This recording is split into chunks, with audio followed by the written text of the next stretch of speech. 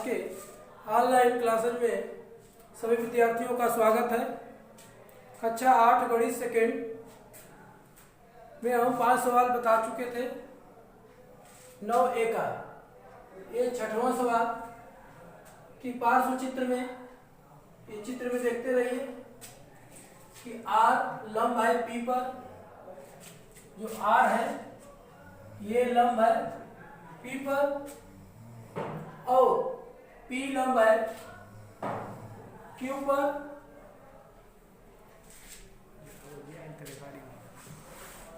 ये R लंब है, ये R है, R लंब है Q पर। तो इसमें फर्स्ट है क्या P समांतर Q, P और Q दोनों समांतर है, इनको हमको देखना है। तो हल में फर्स्ट ये दिया गया है कि R लंब है P पर। इन कोणों का नाम कोई लिख लेते हैं 3 और 4। तो R लंब है P पर, तो कोण 3 बराबर 90 अंश और R लंब है Q पर, तो कोण 1 बराबर 90 अंश। कोण 4 बराबर 90 अंश। ये दोनों क्या हो गए, लंब है तो 90 अंश। अब हम दिखाएंगे कि दो रेखाएं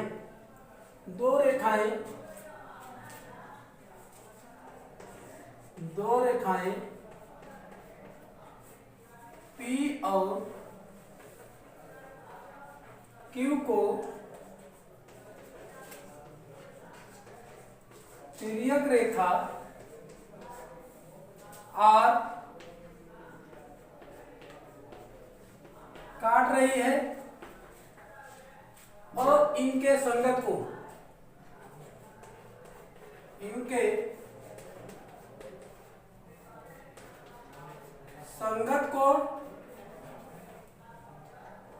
कोण 3 बराबर कोण 4, यानी कि दोनों है 90 अंश। अगर संगत कोण बराबर हो तो इसलिए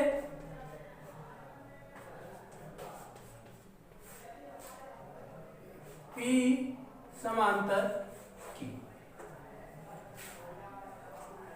किसी दो रेखाओं को P और Q दो रेखाएं हैं, इनको तिर्यक रेखा R काट रही है और इनके संगत कोण बराबर है, 3 भी 90 अंश, 4 भी 90 अंश।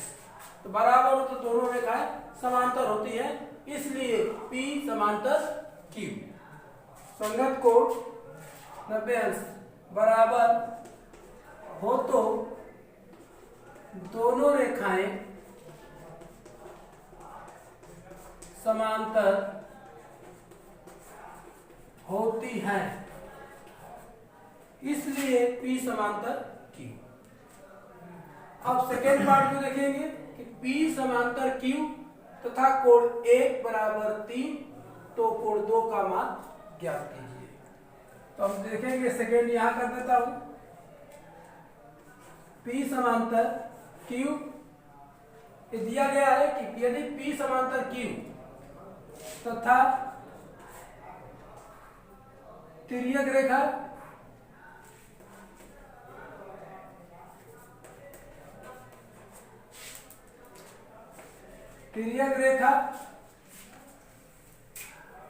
T काट रही है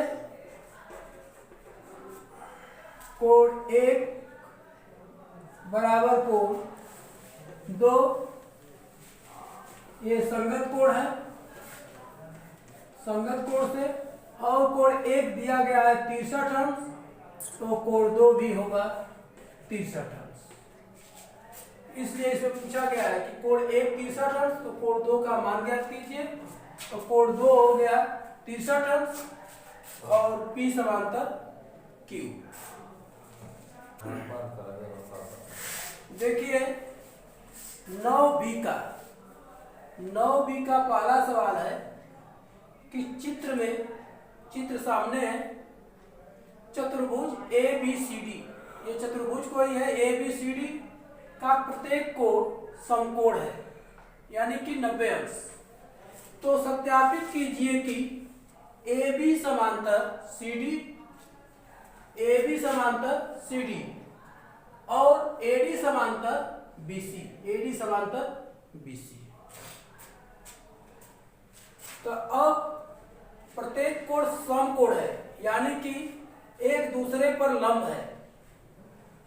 तो हम दिखाएंगे यहां पर इसका हल में कि पहले तो नियम लिख लेते हैं कि एक ही रेखा पर दो लंब। तो पहले उन्हीं को लिखिए। रेखा AD पर दो लंब है, AD पर दो लंब है AB और CD। तो AB लंब है किस पर? AD पर। CD लंब है AD पर।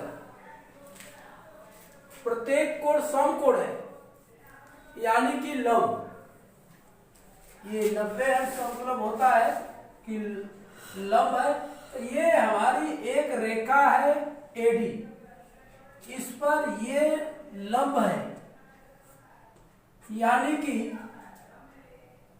AB लंब है AD पर, CD लंब है AD पर।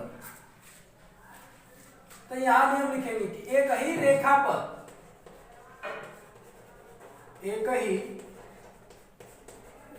पर दो लंब परस्पर समांतर होते हैं। इसलिए ये नियम पहले बता चुके हैं। इसलिए AB समांतर CD, क्योंकि AB जो है AD पर लंब, CD जो है AD पर लंब। एक ही रेखा AD है, इस पर दो लंब है AB और CD। तो ये आपस में क्या होंगे? समांतर होंगे। पुनः इसी प्रकार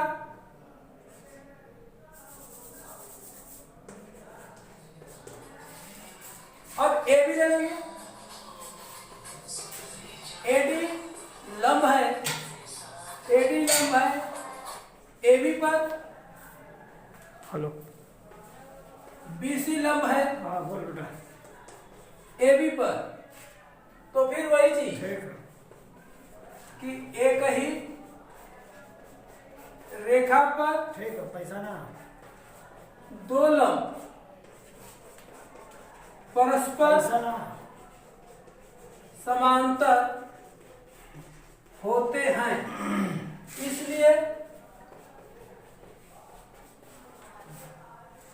कि AD जो है AB पर लंब है,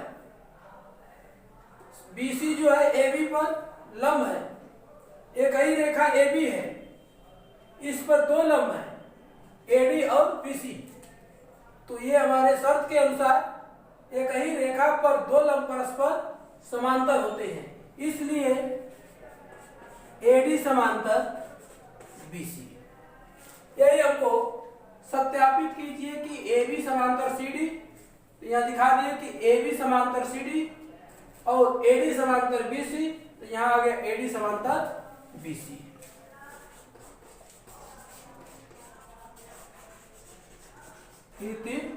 सिद्धांत। तो आज के वीडियो में इस अभ्यास का एक सवाल और आगे सवाल के लिए अगले वीडियो में बताया जाएगा। धन्यवाद।